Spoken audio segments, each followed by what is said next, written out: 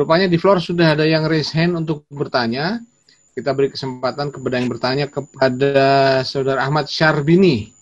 Silakan di-unmute waktu dan tempat. Waktu kami persilakan. Tempat mah di tempat masing-masing ya, Bang Abi. Lanjut, Bang. Baik, Assalamualaikum warahmatullahi wabarakatuh. Waalaikumsalam. Waalaikumsalam. Izinkan, terima kasih Mas Lengki. Izinkan saya perkenalkan diri dulu ya. Ini ada Bang Ganda, ada Mbak Titi, ada Mas Lengki, luar biasa. Saya Abi Ahmad Syarbini, kebetulan saya Ketua Umum dari Forum Alumni Perguruan Tinggi Indonesia. Dan alhamdulillah komunitas kami per tanggal 22 September sudah menyatakan sikap yang cukup tegas dan keras ya. Yang intinya begini, ya kalau pilkada ini memang mau tetap dijalankan, ya sudah, kita minta aja pertanggungjawaban kepada Presiden.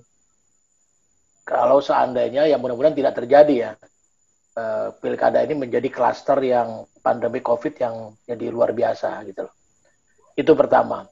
Terus kedua, saya tadi tertarik dengan pernyataan teman-teman bahwasanya kan sudah banyak nih ormas besar, NU, Muhammadiyah, apalagi gerakan moral kami juga sudah menyatakan yang sama. Bisa nggak kita buat sama-sama nih sekarang? Ya kan, sekarang yang tadinya masing-masing, entah dipimpin oleh kami, kita buat pernyataan sikap bersama lagi, ya kita datang nih.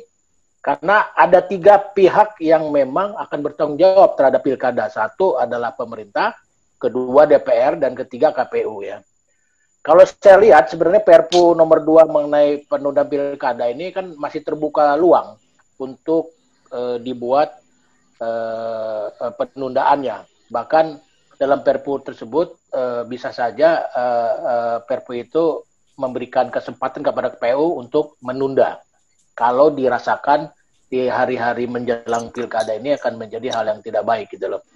Jadi poin saya, tantangan untuk kita turun bersama ya, itu menjadi hal yang menarik nih. Mungkin bisa dipimpin oleh kami. Om Berima di mana deh? Halo?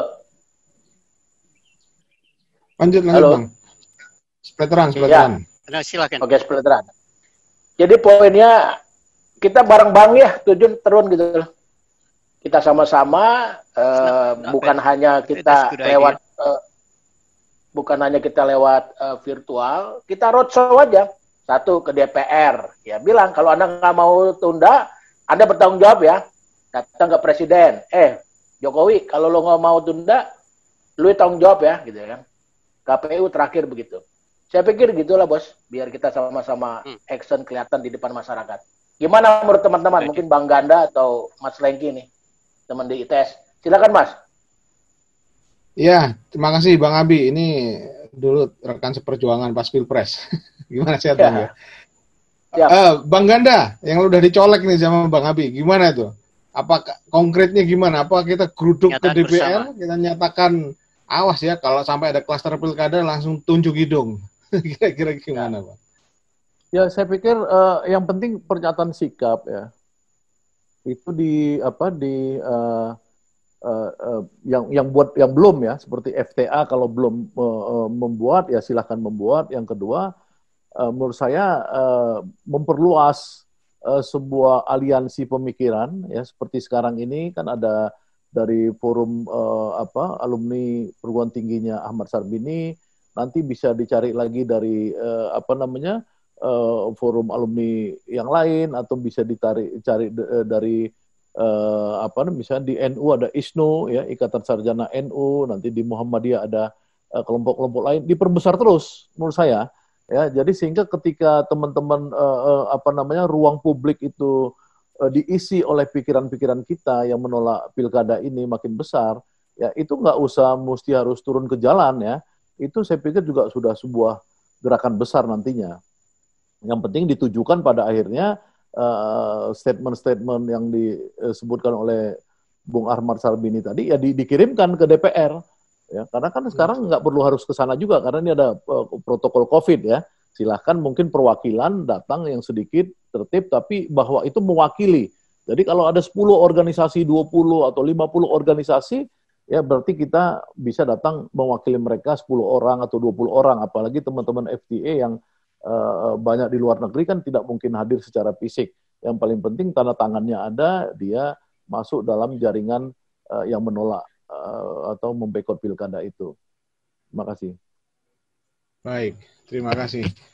Sebelum ke floor lagi, barangkali ada yang ingin ditanyakan. Kami juga akan infokan ini di bagian chatting ini, ternyata Mbak Titi juga membagikan tautan, membagikan link ya, yang change ya, dari change.org tentang ditunda dulu, jangan pilkada dulu. Barangkali rekan-rekan yang hadir di sini bisa nanti meluncur ke sana untuk memberikan support dan menyatakan bahwa jangan sampai dilaksanakan dan ditunda. Apakah ada lagi yang ingin bertanya? Silakan raise hand. Kalau nggak ada dari partisipan, saya ada Bang Lengki. Tapi kalau ada partisipan, bisa silakan. Ada dari Bapak Muhammad ya. Pak Musli, silakan Pak Musli. Ya, terima Dari kasih. mana itu? Dari Malang. Oke, Pak. Silakan. Malang ya. Assalamualaikum warahmatullahi wabarakatuh. Waalaikumsalam. Terima kasih atas kesempatan yang diberikan. Nampaknya polemik antara tunda dan terus itu menjadi semakin membesar, baik dari kalangan rakyat, terutama ormas-ormas Islam, yang menurut saya ini sudah merupakan arus yang cukup besar. Namun di satu sisi, baik DPR, pemerintah maupun KPU, sepertinya nggak bergeming, sepertinya. Buktinya kampanye-kampanye tetap berlangsung, bahkan mereka sudah kewalahan untuk mengendalikan COVID-19. Nah, oleh karena itu, tadi sudah ada banyak usulan bagaimana kalau kita datangi dan seterusnya. Nah, kemungkinan besar ini tetap berlangsung kalau saya punya keyakinan seperti itu.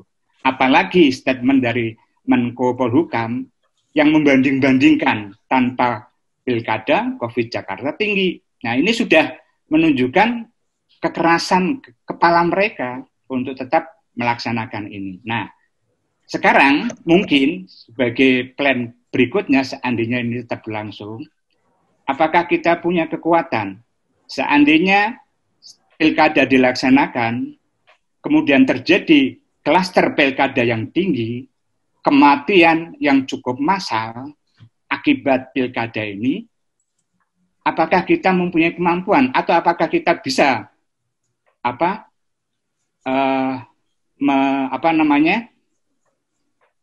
menuduh atau Menggugat ini sebagai menggugat ya, ini sebagai genosid, ya, pembunuhan massal, ya, pelanggaran HAM dan seterusnya. Mengapa? Karena ini sistematis, terstruktur dan masif. Semua aturannya ada, semua perintahnya ada, dan sistematis dari mulai calon-calon sampai kepada pelaksanaan. Nah, mungkin ini sebagai jalan yang akan kita lakukan apabila hal yang demikian terjadi. Sebab bagaimanapun juga kita sudah mengingatkan dan mungkin ini nggak disadari oleh pemerintah bahwa intinya kita udah dapat Pak. Apakah jika nanti ternyata ada klaster dan berakibat kematian, apakah yang pertama yang bertanggung jawab dan apakah dia yang bertanggung jawab bisa dianggap sebagai telah melakukan pembunuhan massal? Kira-kira begitu ya? Massal. Ya, gitu. Terima kasih. Baik. Kira-kira saya mungkin minta Mbak Titi dulu menjawab ini dari sisi aturan, dari sisi bylaw-nya sendiri. Kira-kira bisa nggak sih kalau ternyata terjadi klaster dan berakibat kematian, bisa nggak dimintai pertanggungjawaban dengan dianggap sebagai genosid? Silakan Mbak Titi. Yang pertama, sebelum ke sana, ada upaya hukum yang kalau mau bisa kita coba ya. Di pasal 201A ayat 3 peraturan Perpu nomor 2 tahun 2020 yang sudah jadi Undang-Undang nomor 6 tahun 2020, ini Bang Ganda mungkin nanti juga bisa diskusi dengan tim hukum kami. Itu kan disebutkan di 201A ayat 3 bahwa pilkada yang di bulan Desember itu masih mungkin untuk kembali ditunda kalau COVID-nya itu belum berakhir. Nah, makna belum berakhir ini kan tidak ada pengaturan teknisnya. Semua diterjemahkan sepihak oleh KPU dan waktu dulu gugus tugas COVID, kalau sekarang kan Satgas. Nah, ada yang mengatakan belum berakhir ini kalau kasusnya masih tinggi, meningkat terus, maka itu dianggap sebagai memenuhi kondisi untuk kembali menunda. Ada beberapa teman yang mencoba untuk pergi ke Mahkamah Agung, menggugat peraturan KPU soal tahapan program dan jadwal, itu peraturan KPU nomor 5 tahun 2020, mengatakan bahwa peraturan KPU itu bertentangan dengan Undang-Undang nomor 6 tahun 2020 ini. Tapi nampaknya upaya hukum itu berhenti karena tadi ya, pesimisme melihat kengototan KPU, pemerintah, dan DPR.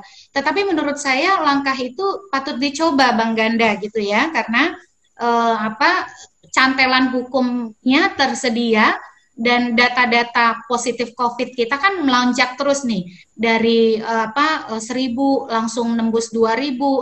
Awal ketika pilkada diputuskan untuk lanjut pada akhir Mei, itu kan angka positif itu masih di bawah 1.000, langsung naik ke atas 1.000, langsung naik lagi ke atas 2.000, 3.000, dan beberapa hari belakangan itu di atas 4.000 terus. Nah, itu yang pertama terkait dengan upaya hukum untuk menanyakan legalitas Pilkada 2020 terkait pasal 201A ayat 3. Sebagai sebuah ikhtiar, saya kira bisa dicoba itu. Nah, yang kedua tadi soal class action atau citizen lawsuit ya.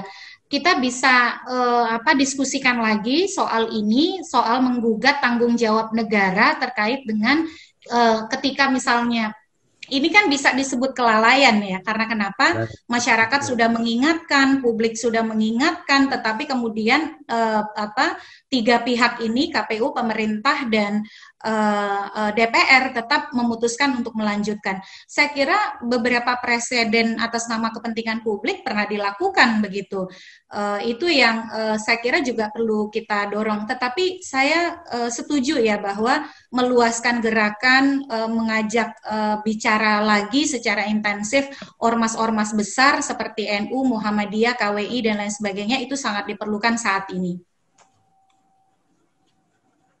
Baik, terima kasih Mbak Titi. Mas Kris tadi ada yang mau ditanyakan? Bang. Ya. Kalau nggak ada yang lain ya, saya mau mengelaborasi tentang pemilu itu sendiri ya pada Mbak Anggreni sama Dr. Nainggolan. Jadi Bang Kris, pertama saya ingin ada rekan kita nih dari New York juga mau nih ingin bertanya, apa perlu kita dahulukan dulu? Oke, silakan. Nah, silakan mereka. Silakan Mbak Oni. Assalamualaikum warahmatullahi wabarakatuh. Waalaikumsalam. Sana masih siang ya? Iya, ini saya lagi nyuci, makanya karena dengarkan ini seperti yang dikatakan Mas apa tadi ya, yang mengenai gimana Bu gimana minta pertanggungjawaban dari Jokowi. Kalau menurut saya itu gimana pun pasti ini bakalan terjadi ya pemilu ini. Karena apa? Karena seperti pilkada ya maksudnya. Seperti pemilu sebelumnya.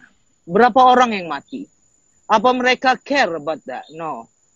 They don't care anything. So yang saya ini sekarang ini kita udah kayaknya nggak perlu lagi untuk gimana ya? Untuk meminta pertanggungjawaban. Orang tuh udah nggak bakalan untuk tanggung jawab dengan kejadian yang lalu mereka tidak ada pertanggungjawaban. Nah sekarang ini udah ibaratnya dunia udah tahu bahwasannya COVID ini mematikan. Nah jadi kalau bisa kita nggak perlu lagi nanya-nanya kalau bisa mau gimana caranya untuk bisa. Itu aja maksud saya, gimana caranya untuk bisa kita stop ini. Karena orang kalau untuk memikirkan nyawa manusia, pemerintah sekarang ini, itu semuanya bullshit. Excuse my language, okay? So, I'm sorry. Saya cuma mengasih pendapat aja. Karena melihat dengan pemerintahan sekarang ini, sama sekali saya nggak ada simpati sama sekali. Nah, jadi ada perasaan marah. Udah hanya itu aja. Makasih banyak semuanya. Assalamualaikum warahmatullahi wabarakatuh. Ya, mau nih ingin menyampaikan dulu yang meninggal KPPS yang meninggal banyak aja tidak jelas cenderungannya, maka kemungkinan besar yang sekarang pun juga akan cuek dengan keselamatan masyarakat atau rakyatnya. Kira-kira begitu ya, mau nih ya. Baik, kita lanjut. Pertanyaannya tertunda tadi, silakan Bung Chris. Kita waktu masih sekitar 5 menit lagi sebelum kita akhiri. Oke, terima kasih Cak Lengki. Saya ingin echoing apa yang disampaikan Dr. Nainggolan sama Ibu Anggra ini ya. Kita setuju kita harus memperluas gerakan kita. Itu very critical, guys. Saya ingin teman-teman yang di seluruh dunia di FTA ya, kita luaskan gerakan kita. Kita bikin naratif sebagus mungkin kenapa pilkada ini harus ditunda.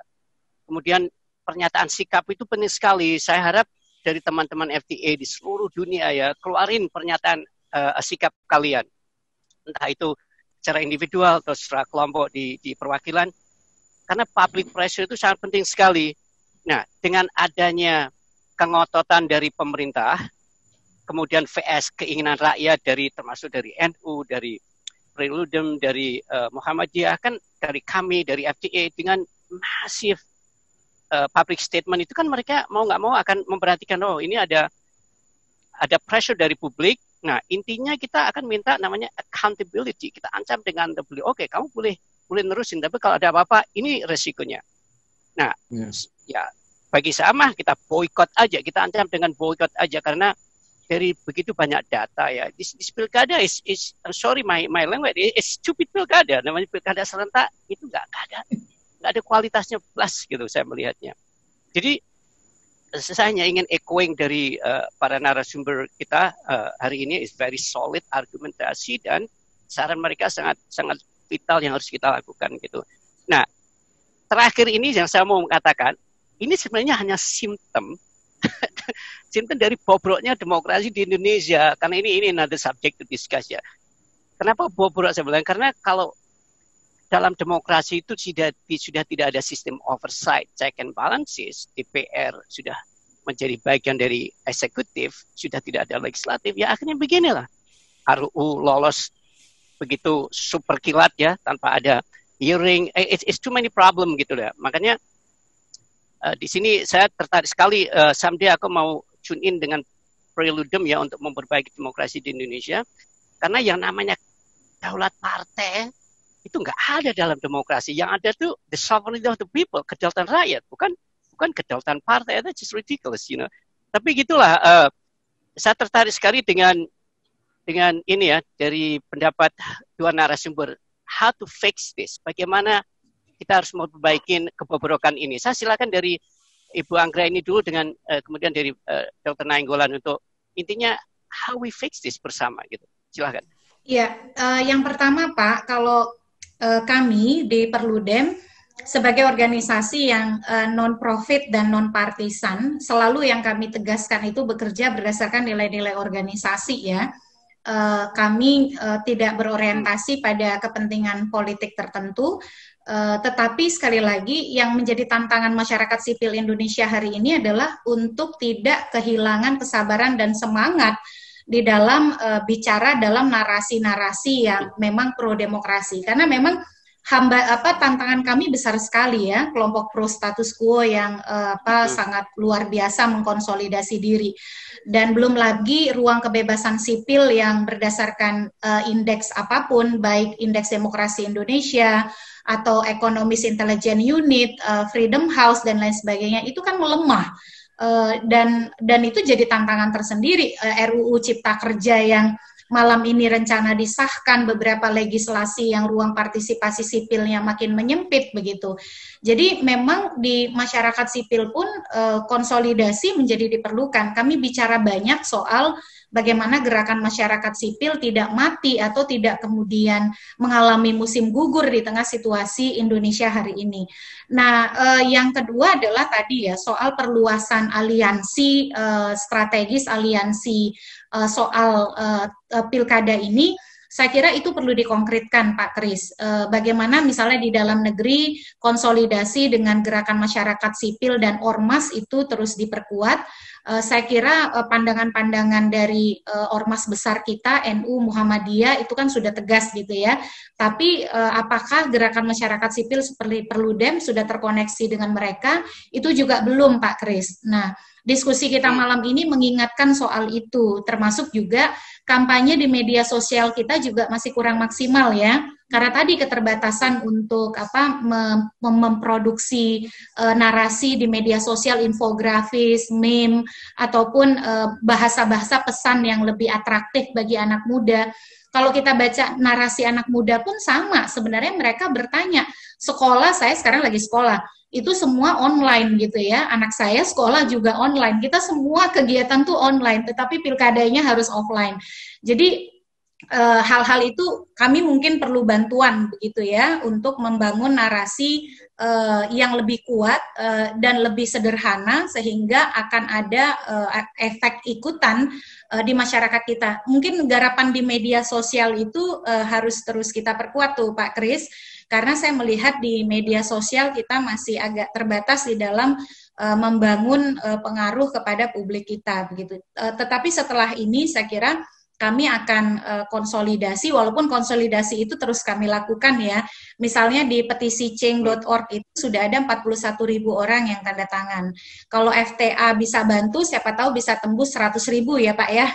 Nah, hal-hal seperti itu kami perlukan begitu. Jadi mudah-mudahan kita bisa terus komunikasi Pak Kris, dan kami terus diingatkan gitu. Terima kasih. Terima kasih. Baik, lanjut dengan Bang Ganda, sekalian closing statement karena waktu kita sudah bagian akhir. Silakan Bang Ganda. Ya, ini saya baca ya Twitternya Mustafa Bisri ya, 25 September. Dia menanggapi jaringan Gus Durian. Polisi tak berani bubarkan konser dangdut yang digelar Wakil Ketua DPRD Tegal. Ini alasannya. Nah, ini balasan Mustafa Bisri, rakyat minimal diwakili NU dan Muhammadiyah telah meminta pemerintah menunda pilkada serentak. Tapi tampaknya pemerintah masih yakin dengan kemampuannya menjaga dan menanggulangi dampak pandemi. Kita khawatir yang yakin hanya yang di atas sana. Di bawah, rakyat di bawah maksudnya seperti dalam berita ini. Mustafa Bisri ini adalah imamnya orang-orang NU secara mainstream ya, secara mainstream. Dan itu sebenarnya kalau yang ngomong Habib Rizik, saya nggak akan buka, tadi nggak akan saya bacain, karena pasti udah sama saya kepalanya sama ini kan. Ini yang ngomong Mustafa Bisri, ya. Artinya apa? Kalau saya ditanya sebagai orang yang melihat dari sisi sosiologi atau ilmu sosial, kemudian pengertian saya soal politik, ya, kemudian pemahaman saya soal struktur kekuasaan, ini sebenarnya saat di mana rejim Jokowi ini sudah betul-betul dimusuhi oleh mayoritas rakyat Indonesia. Nah, yang ada ini adalah cuman mereka mengkooptasi atau mengcapture ini state aja, size the structure, the state structure, tapi sebenarnya nggak punya lagi kekuatan apapun. Jadi kalau yang disebut tadi oleh Pak Mardhani dia punya kekuatan, saya bilang bahwa Jokowi dan rejimnya sekarang lah saat yang paling dia tidak punya kekuatan.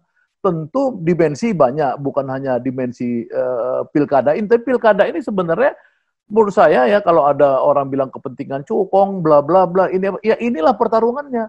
Seluruh kekuatan umat, ya kekuatan bangsa, kekuatan ini semua menolak. Nah, ini bagaimana kita menggalang kekuatan rakyat ini, kalau seperti kata Bung Kris Komari tadi, belongs to the people, itu artinya ini tugas kita. Bagaimana NU, Muhammadiyah, kelompok-kelompok lain semua ini bisa dijembatanin. Ya, jadi kalau nanti ngundang di FTA ini, undanglah Gusmus. Ya, selain Mardhani Alisera ya, dan lain-lain, undang itu tokoh-tokoh NU tentang tema ini juga, nggak apa-apa pilkada. Dan bagus dikonkretkan seperti yang saran dari Mbak Titi tadi soal class action ya, kemudian soal apa Bung Muhammad Musli tadi soal mungkinkah kita membuat sebuah analisis dan narasi yang ini mengarah pada genocide ya. Ini perlu sekali menurut saya ya, karena bangsa ini dipertaruhkan nasibnya ya oleh Jokowi dan rejimnya ya demi menyelamatkan, menurut saya ya, sekali lagi saya berani bertanggung jawab, menurut saya untuk membuat Gibran ini jadi wali kota. Jadi terlalu hipokrit ya, begini-gini. Sebenarnya kalau saya ditanya, saya taken, saya mendukung Gibran jadi wali kota Solo. Yang penting pilkada nggak ada, udahlah, bila perlu kita baiat jadi anak buah Gibran, tapi pilkada tuh dihilangin, karena ini soal rakyat Indonesia mau dimatiin semua nih. Itu aja mungkin dari saya, Bung Kris. Interesting. Baik, terima kasih. Mbak Titi masih mau ngasih closing statement? Mbak Oni dikit tadi ya. Mbak Oni yang di New York sih. Ya jangan stres Mbak, udah tenang aja. Yang penting doa-doa dari luar negeri. Saya udah 6 tahun ngelawan Jokowi ini, saya nggak ada stres. I try bang. Ya. I try bang, tapi memuakkan kayaknya. Ya pasti. Tapi kalau kita stres duluan, dia yang senang. Kita kan harus ketawa-ketawa terus. Karena masa COVID ini kan masa siapa duluan stres. Saya selalu lebih kuat. Insya Allah enggak lah bang, jangan ambil stres sekali lah. Makanya biar duluan stres si Jokowi dan kawan-kawannya ini, jangan kita. Iya betul bang. Baik, terima kasih. Mbak Titi mau closing statement? Silakan Mbak Titi. Oh tidak, saya sudah tadi. Oke, baik rekan-rekan, akhirnya kita sampailah pada penghujung acara kita pada malam hari ini. Terima kasih kepada 2 narasumber yang luar biasa dan juga 1 tadi yang keburu meninggalkan gelanggang sebenarnya. Entah mungkin takut dengan Bang Ganda atau Mbak Titi. Saya malah melihatnya jangan-jangan ini nanti ada pahlawan kesiangan muncul nih, setelah rame-rame langsung saya tunda menaikkan rating. Ya nggak tahu lah, itu juga sebuah anggapan ya, analisis. Baik, terima kasih kehadiran rekan-rekan dan juga kehadiran narasumber. Mungkin terakhir Mas Kris masih ada yang mau disampaikan? Cukup mungkin. Cukup ya. Kita aja. Silakan Bang Kris. Kembali ke inti. Gimana suaranya dengar ya? Enggak, kecil. Suaranya kecil Mas Kris. Oke, jadi pada intinya let's do it guys. Ini saya pikir udah nggak ada perdebatan lagi. It is solid. Nanti kita bikin narasi ya. Kalau masalah alasan narasi itu udah jelas. This pilkada is stupid man. Pertama ngabisin duit rakyat 20 triliun, tidak ada kualitas. Tidak ada fair competition, tidak ada equal opportunity. Itu semuanya itu adalah bertentangan dengan prinsip-prinsip pemilu dan demokrasi. That's it. Nah, kalau ada alasan lain, ada pemimpin daerah yang nanti kosong dan sebagainya, itu saya easy gitu kan, ada PLT, ada hukumnya, ada undang-undang. Jadi saya ingin sama teman-teman di seluruh FTA di seluruh dunia, let's do it, kita magnify, kita penolakan ini, kita ancam boykot gitu. Betul. Nanti masing-masing region bikin pernyataan ya. Region Asia Pasifik, Middle East, East Coast, Eropa segala macam. Baik rekan-rekan, forum kami kembalikan kepada chairman dari FTA, Bang Tata yang ada di East Coast di New York. Silakan Bang Tata. Terima kasih, Calengki. Ya, saya sebelum kita akhiri, saya sekali lagi mengucapkan terima kasih dan penghargaan setinggi-tingginya, terutama ke Mbak Titi ini. Senang sekali punya seorang Sri Kandi yang berjuang cukup lama. Tidak banyak aktivis demokrasi, Mbak Titi, termasuk di Amerika sendiri. Aktivis demokrasi itu, walaupun di sini negara demokrasi yang dianggap sebagai awal dari bapak demokrasi, tapi susah juga menjadi aktivis demokrasi. So I can imagine what it look like di Indonesia. Gitu. Terus semangat Mbak Titi, mudah-mudahan kita terus bisa menjalin kerjasama dengan Perludem dan FTA. Terima kasih sekali lagi dan penghargaan setinggi-tingginya kami sampaikan kepada Mbak Titi dan kepada Bang Ganda. Masya Allah. Ini Bang Ganda, terima kasih banyak.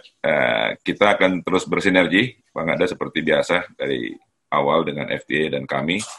Ini ada Perludem sekarang, tadi ada siapa itu dari APKI, asosiasi apa itu perguruan tinggi atau apa itu. Saya kira akan banyak nanti, mudah-mudahan kita akan membuat suatu pernyataan sikap bersama kalau bisa, karena kalau sendiri-sendiri itu kelihatannya nggak begitu, dengungnya nggak begitu kencang ya. Nanti mungkin FTA akan... Itu tadi saya lihat ada Madidana Tangkas. Yes, siapa? Ya, itu Madidana Tangkas itu adalah ketua Ikatan Alumni ITB Teknik Industri. ya, dia itu alumni 165. 165 itu pengajiannya si apa namanya ini. Tadi ada di situ beri komentar di ini Maridana nih. Mudah-mudahan Maridana ini bisa menggalang kekuatan lebih besar nih, mantan presiden Toyota Internasional nih di Tokyo dulu. Mudah-mudahan bisa saya lihat. Nanti bersinergi kita, Bang Made. Ya, sinergi. Ya. Bang Andra. Jadi saya malam ini saya kebetulan lagi di London ini. Lagi ada perlu di London. Jadi malam ini saya mendapat berbagai perbincangan ini sangat luar biasa sekali. Memang kelihatannya satu poin tadi, bagaimana caranya supaya kita bisa membatalkannya.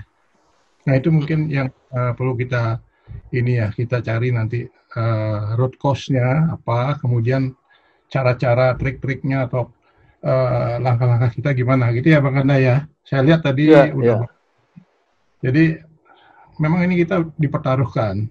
Jadi masa depan bangsa Indonesia dan juga anak negeri kita ini dipertaruhkan. Jadi saya melihat bagus sekali malam ini. Kalau boleh, saya sebagai ketua alumni ITB juga, teknik industri dan juga komunitas. Di sini ada senior saya juga, ada Pak Critomo dari Surabaya ITS ya, yang juga sering kita berbincang antar wilayah, gitu ya. Bagaimana kita melihat keprihatinan dalam membangun bangsa Indonesia dan negara yang kita cinta ini. Jadi malam ini sangat luar biasa. Saya menyimak dari tadi, dari Bang Ganda, dari Mbak Titi, dari Mas Tata, dan juga dari Mas Lengki ya, dan termasuk Mas Kris. Ini bisa kita sinergikan menjadi kegiatan bersama, mungkin nanti termasuk Mas Habi tadi ya, dengan alur-alur yang bisa bersinergi. Saya sering sampaikan ke Bang Gana itu kita bikin vektor, arah dan gaya yang sama, tapi bisa berjalan dengan berbagai macam jalan, berbagai macam, ada yang di politik, ekonomi, sosial, dan sebagainya ya. Kita bisa menghimpun kekuatan bangsa Indonesia yang kita sangat besar sekali. Saya kira demikian Bang Anda. Selamat ya. Kita harus wujudkan supaya sukses. Terima kasih. Terima kasih. Terima kasih Pak Made. Oh ya, tadi saya catat tadi ada satu lagi ya, mungkin udah keluar tapi dicatat aja. Tadi saya lihat ada Cornelis itu Ketua Gerakan Mahasiswa Kristen Indonesia. Tapi kayaknya dia udah lab ini. Bagus sekali. Nanti kita minta ini aja Bang Ganda. Share ke kita kontaknya. Nanti kita minta tolong Bang Ganda seperti biasa. Minta tolongnya Bang Ganda, menurut katanya. Minta tolong sama gua melulu, katanya. Nggak pernah.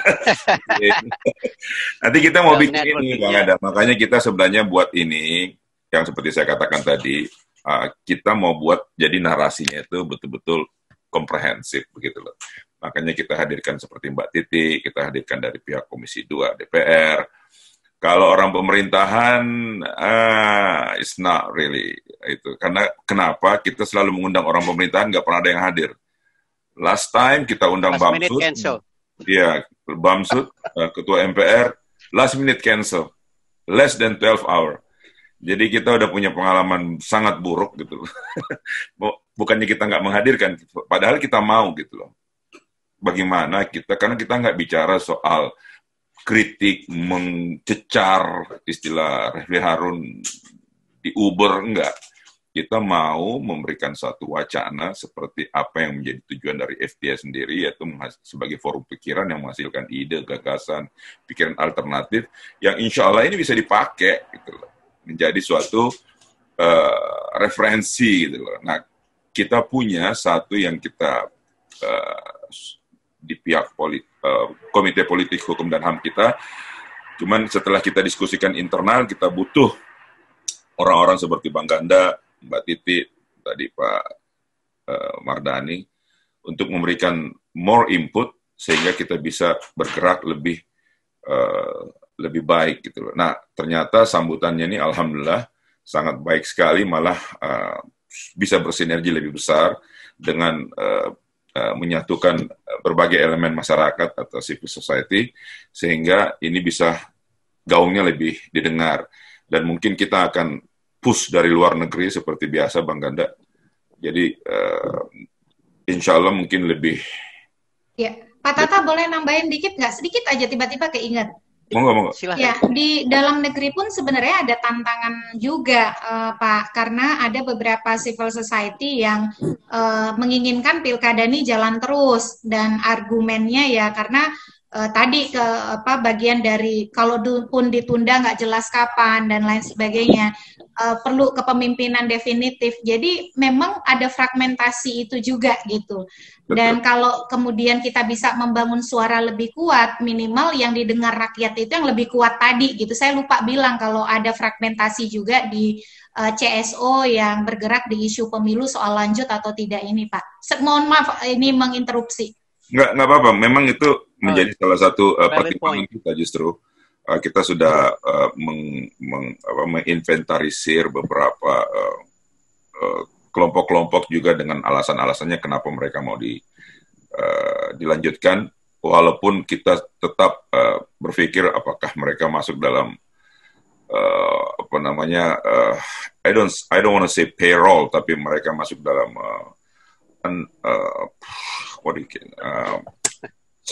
satu arah sama istana, tapi intinya mereka memberikan satu argumentasi, ya kita harus fight with another counter argumentasi, itu saya kira gitu. Nah ini hadirnya Mbak Titi, Bang Sakanda, dan lain-lain, ini kita bisa harapkan Bang Mas Kris dan Cak Lengki akan memberikan suatu narasi yang lebih bagus nantinya, sehingga kita akan munculkan, mungkin insya Allah dalam minggu-minggu ini kita akan buatkan satu narasi yang lebih kuat begitu. Jadi mungkin akan dihubungin Mbak Titi, Bang Ganda, akan dihubungi teman-teman oleh Mas Kris dan Cak Lengki dari Komite Polhukam, karena beliau berdua ini yang run the show untuk Komite Polhukam kita, mungkin akan banyak berhubungan nanti, sehingga kita bisa membangun narasi. Seperti Bang Ganda ini banyak bisa digalang gitu ya, dari Bang Cornelis, tadi dari Pak Made, segala macam. Jadi elemen-elemen ini yang kita akan buat, mungkin kita akan buat like what do you call it, short video atau apa, karena sekarang kan zamannya kan virtual ya. Mungkin Mbak Titi. Abdul Kohar orangnya Wapres itu, ada di situ tuh. Orangnya Wapres ada Abdul Kohar itu. Ada ya? Saya lihat namanya. Soalnya kemarin kita panggil orangnya Maruf Amin tuh. Kita panggil dari staf Wapres juga waktu kita bahas HIP itu, Kiai Khalil Basri nggak muncul juga tuh Pak Bang Ganda. Jadi memang ini kan muncul Abdul Kohar tuh, lihat. Nah, itu kalau hadir boleh. Dia bilang waspada pilkada ini cuma pengalian isu kan. Abdul Kohar tuh. Orangnya Maruf Amin tuh. Ya, nggak apa-apa. Nggak apa-apa. Justru yang begini jadi semangat buat kita. Jadi seperti tadi Mbak Titi katakan juga ya, nggak apa-apa. Setiap individu atau parti itu berhak memberikan argumentasinya. Tinggal bagaimana kita membangun narasi ini sehingga betul-betul bisa dicerna dan dicerna dan I mean people in Indonesia can accept it, dan itu loh dan mengutarakannya bahwa ini this is not right gitu. Tinggal kita bagaimana membangun narasinya gitu. Nah, itu saya kira yang kita perlu. Kalau orang argumentasi ya biasa gitu ya. Saya kira gitu. Nah, ini yang kita mau galang melalui FTA itu loh, sebagai forum pikiran gitu. Jadi mudah-mudahan Bang Ganda jangan bosan-bosan nanti dihubungin sama Bang Kris sama Insya Allah. Mbak Titi juga, Pak Made juga mungkin kita minta nomor-nomor ininya semua, nomor-nomor WhatsApp-nya sehingga kita bisa berhubungan. Sekali lagi terima kasih setinggi-tingginya kepada Mbak Titi, juga kepada Bang Ganda. Like always, you're most welcome di Forum Tanah Air. Kita akan banyak berbicara langsung nanti dengan Bang Ganda dan komite eksekutif kami untuk kelanjutan dari kegiatan-kegiatan yang bisa disinergikan dengan FTA gitu, Bang Ganda. Sebagai informasi, next week Komite Sosial Budaya kita akan membahas soal sejauh mana paham komunis itu sudah masuk dalam dunia pendidikan kita. Insya Allah akan hadir Prof.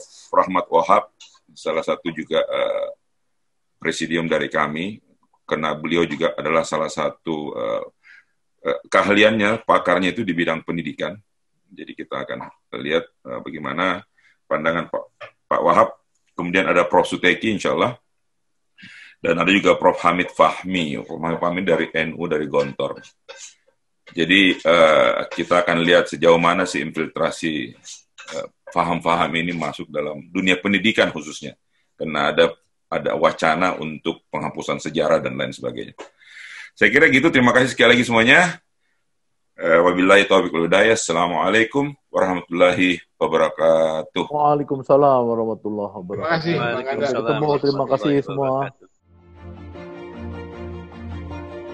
Forum Tanah Air mengucapkan terima kasih dan jangan lupa untuk subscribe, like, dan komen video-video kami.